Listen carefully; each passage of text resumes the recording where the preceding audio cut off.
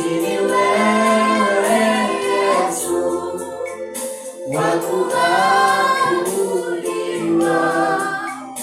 wa kuheshimiwa, wastahili Yesu.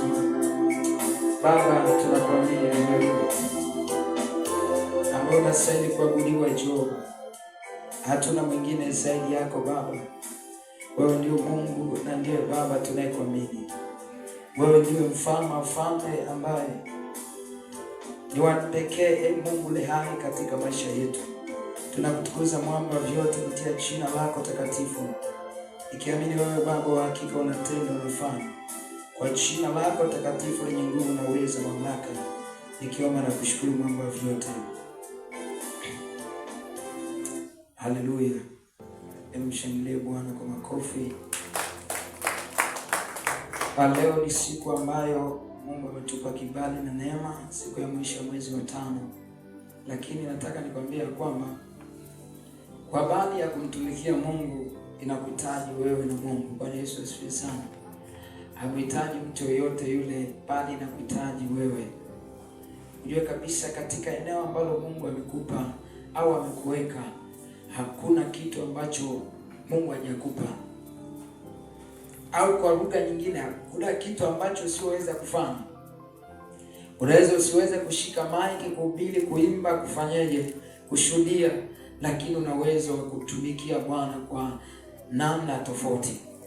Unaweza kumtumikia Mungu kwenye familia yako, unaweza kumtumikia Mungu kwenye maisha yako, unaweza kumtumikia Mungu kwenye kila eneo. Bwana Yesu asifiwe sana. Watu wengi tunafikiria habari ya kumtumikia Mungu ni habari tu ya kufika kanisani au kuwepo mahali hapa.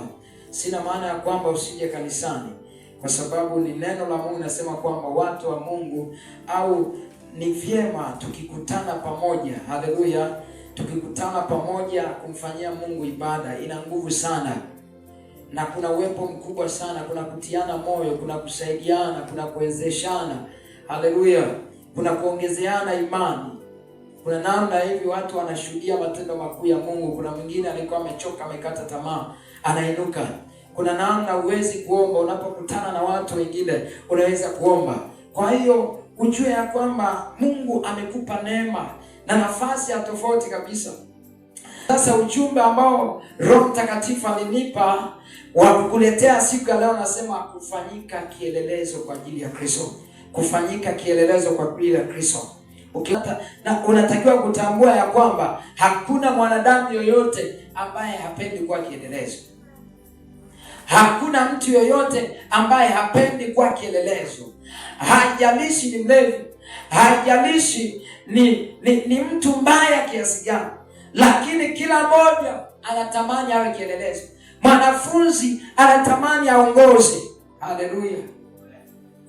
Baba anatamani afanikiwe, awe mfano wa kuigwa kwenye familia yake.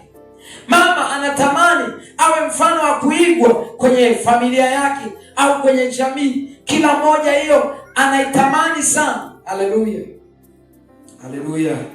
Kila mmoja anatamani sana. Lakini sio rahisi. Kwa nini? Pamoja na kutamani kote huko, hakuna mtu ambaye anakuwa kielelezo kirahisi. Hakuna mtu ambaye anaweza akafanyika kuwa kielelezo kirahisi. Mwingine anaweza kujiuliza maana ya kielelezo ni nini? Tunapozungumzia habari ya kufanyika kielelezo, maana yake kufanyika mfano kwa watu wengine, kufanyika mfano wa kuigwa kwa watu wanaokuzunguka, kufanyika mfano wa kutazamwa. Fulani akikutazama atamani kusimama kama wewe. Fulani akikutazama atamani kufanya kama wewe. Fulani akikutazama atamani kuwa na imani kama ya kwako. Haleluya. Huko tunazungumzia kwa kielelezo au kufanyika kielelezo. Sasa vyote hivyo kila mmoja anatamani. Naamini hata na wewe unatamani. Lakini sio jambo rahisi sana. Bwana Yesu asifiwe sana. Kwa tunazungumzia habari ya kuwa mfano kwa watu wengine. Sasa hiyo inawezekana kwa mtu aliyeokoka, anatakiwa awe kielelezo katika kila mambo anapita. Haleluya, watu wa Mungu. Anatakiwa awe kielelezo. Awe kielelezo kwa watu wanaomzunguka.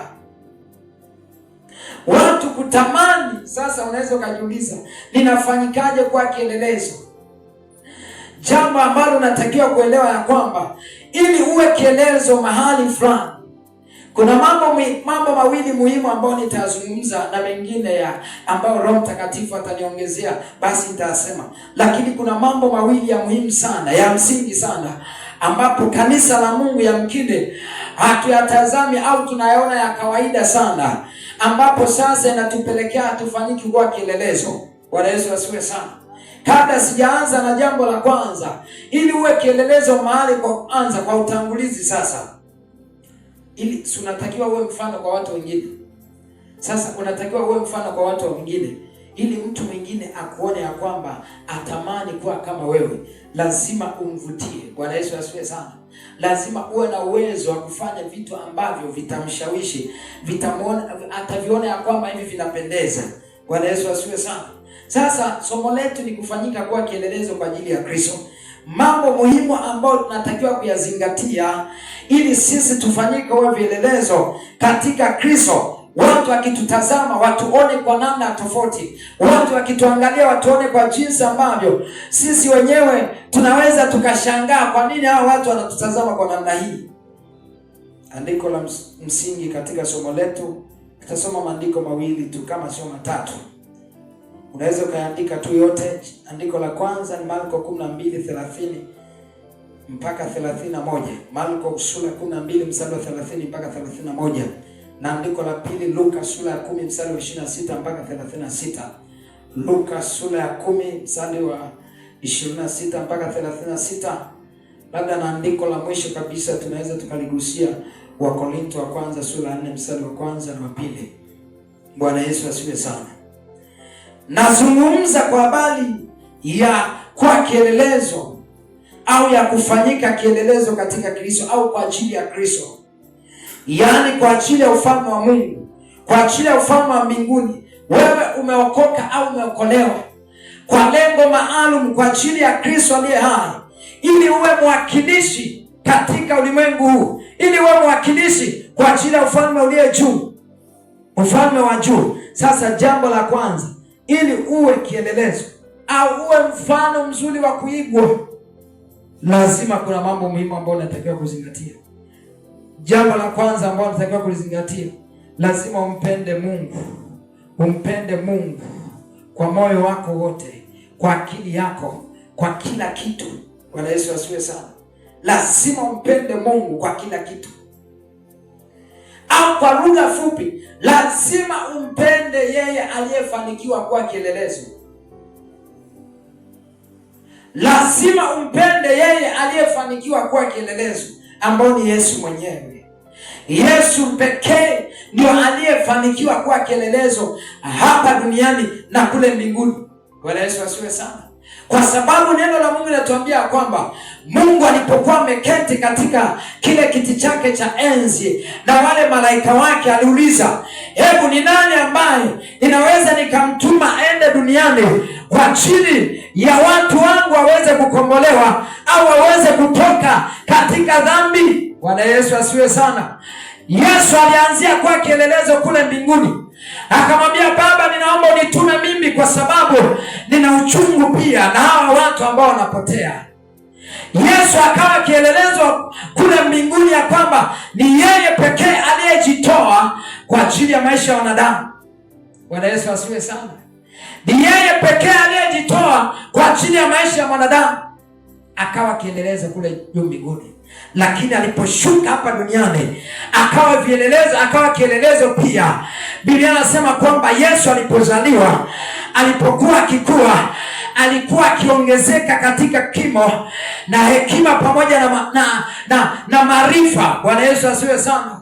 Lakini vile vile alimpendeza Mungu aliyemtuma pamoja na watu wote aliwapendeza. Maana yake akafanyika kwa kielelezo. Bwana Yesu asifiwe sana. Sasa ili uweze kuwa kielelezo, jambo la msingi la kwanza kabisa, lazima umpende Yesu kwa moyo wako wote. Lazima ukubali kutoa gharama kumpenda Mungu. Na habari ya kupenda watu wa Mungu ni gharama. Bwana Yesu asifiwe sana. Kumpenda mtu ni gharama. Haleluya. Maana yake nini? Kumpenda Mungu ni gharama. Gharama inakuja kwenye gani? ni pale ambapo unaposema unampenda Mungu au unampenda mtu fulani, hutakiwi kumkwaza, hautakiwi ufanye vitu ambavyo vitamuumiza. Bwana Yesu asifiwe sana. Hautakiwi kufanya yale ambayo yeye hapendi. Maana yake kwa sababu unampenda fulani, itakubidi kama hapendi maharage na wewe usiyapike hayo maharage. Kama hapendi ubwabwa kwa mama sasa na baba hapo, mwenzako kama unampenda sawa sawa, na anaenda kutafuta kwa mama, anaenda kutafuta na kuletea cha kupika nyumbani, kama hapendi, ili sasa onyeshe na wewe unampenda, inabidi usikifanye kile ambacho akitaki au kipende. Bwana Yesu asifiwe sana. Ndio maana nazungumza habari ya kumpenda Mungu ni gharama. Kuna mambo mengi ambayo Mungu hataki tuyafanye. Kuna vitu ambavyo wakati mwingine sisi tukivitazama vinatufurahisha, vinatupa raha, lakini inatubidi sasa tutoe gharama ya kuvikataa au ya kutovifanya, kwa sababu tunampenda Mungu. Inatubidi sasa tutoe gharama, muda wetu, yamkini hata muda mwingine kudharauliwa tukubali, muda mwingine tukubali hata kutukanwa, muda mwingine tukubali hata kuonekana hatuna maana kwa ajili yake Jehova aliye hai, kwa sababu tunampenda. Bwana Yesu asifiwe sana. Kijana, yani nakubidi sasa wakati mwingine uonekane mshamba fulani, haueleweki yani, kwa sababu ya Kristo. Unataka uwe kielelezo, inabidi sasa wakati mwingine uonekane mshamba fulani ambaye yani haueleweki kwa sababu ya Mungu. Ni gharama. Bwana Yesu asifiwe sana. Marko sura 12 mstari wa 30 mpaka 31. Nitasoma kama ilivyoandikwa, sikiliza kwa makini. Nawe nianzie 28 ili uelewe vizuri. Anasema ya kwamba, na mmojawapo wa waandishi akafika akawasikia wakisemezana, naye akatambua ya kuwa amewajibu vema. Akamuuliza, katika amri zote ni ipi iliyo ya kwanza? Yesu akamjibu ya kwamba ndiyo hii, sikia Israeli, Bwana Mungu wetu ni Bwana mmoja. 30 sasa, nawe mpende Bwana Mungu wako kwa moyo wako wote. Mpende Bwana Mungu wako kwa moyo wako wote. Hii ni moja ya gharama ya kumpenda Mungu. Ni moja ya gharama ya kufanyika kwa kielelezo katika eneo unapokuwa. Mpende Mungu kwa moyo wako wote. Maana yake ni nini? Kwenye moyo wako hutakiwi uweke chochote nje na Mungu. Kwenye moyo wako hutakiwi uhifadhi chochote nje na Mungu wako aliye hai. Yaani Yesu anatakiwa tawale ndani ya moyo wako. Unataka kuwa kielelezo kwa ajili yake, lazima moyo wako mpende Mungu kwa kiwango kikubwa. Lakini hajaishia hapo, anasema kwamba na kwa roho yako yote, na kwa akili zako zote, na kwa nguvu zako zote. Yaani ifike mahali nguvu zako zipotee kwa ajili ya Bwana. Ifike mahali akili yako iwe bize kwanza cha Bwana. Ifike mahali yani roho yako itamani kusimama na Bwana katika kile namba unapita. Unahitaji kuwa kielelezo kwa ajili ya Kristo. Lazima ukubali hiyo gharama. Lazima ukubali hiyo gharama. Bwana Yesu asifiwe sana. Sijui kama kuna mtu anaelewa. Nina dakika chache, tusizungumzi vitu vingi, lakini natamani unielewe, mwana wa Mungu. Tunatakiwa tuwe vielelezo kwa ajili ya Kristo mahali popote unapokuwa. Haleluya. Manake ni nini? Mungu wako ukimpenda kwa moyo wako wote, ukimpenda kwa roho yako yote, ukampenda kwa akili yako, ukampenda kwa nguvu zako, hautaruhusu mambo ambayo Mungu hayapendi katika ufahamu wako. Hautaruhusu vitu ambavyo havimpendezi Mungu katika maisha yako. Hautakubaliana na mambo ambayo yanamchukiza Mungu katika kila mambo unapita. Bwana Yesu asifiwe sana. Hautakubaliana navyo. Ndio maana akasema hizi ndio amri zilizo kuu. Hii ndio amri ya kwanza. Ukizungumzia habari ya upendo wa Mungu, imebeba karibia amri kama 5 sijui ngapi ambazo kwenye Torati ya Musa ziliandikwa. Bwana Yesu asifiwe sana. Kama unampenda Mungu hautaweza kuzini kwa sababu alisema usizini. Bwana Yesu asifiwe sana. Kama utampenda Mungu Mungu hautaua, kwa sababu amesema usiue. Bwana Yesu asifiwe sana. Kama unampenda Mungu, hautasema uongo, hautakuwa Mungu, hautakuwa unashuhudia jirani yako uongo, kwa sababu Mungu amekuagiza usiseme uongo. Bwana Yesu asifiwe sana. Kama unampenda Mungu, hautaabudu fedha zako na mali ulizonazo, kwa sababu anasema mniabudu mimi peke yangu, wala msiabudu miungu mingine. Kwa sababu unampenda Mungu. Yaani fike mahali kisiwepo chochote cha kukutenga na upendo wa Mungu. Paulo akasema ya kwamba ni kitu gani kitanitenga na upendo wa Bwana? Akaanza kuuliza, je, ni mali? Akasema hapana. Je, ni mke? Hapana. Je, ni mtoto? Hapana. Je, ni fedha? Hapana. Kila kitu alichokitaja, akaona uzuri wa Kristo ni mkuu sana kuliko chochote. Bwana Yesu asiwe sana. Kuna watu leo hii watoto wao walipovuruga wakamwacha. Kuna watu leo hii waume zao walipovuruga hawamkumbuki Mungu. Kuna mwingine mke wake alipomvuruga amemwacha Mungu, hatumikii tena Mungu. Bwana Yesu asifiwe sana. Kumpenda Mungu kuko wapi? Kumpenda Mungu kuko wapi? Kuna mwingine alipotukanwa yeye ndio kabisa akasusa.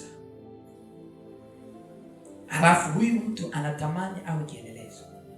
Huyu mtu shauku yake awe kielelezo. Ndugu yangu, tutaota ndoto za mchana ambazo kwa kweli havitatimia wala hazitakuja zitokee.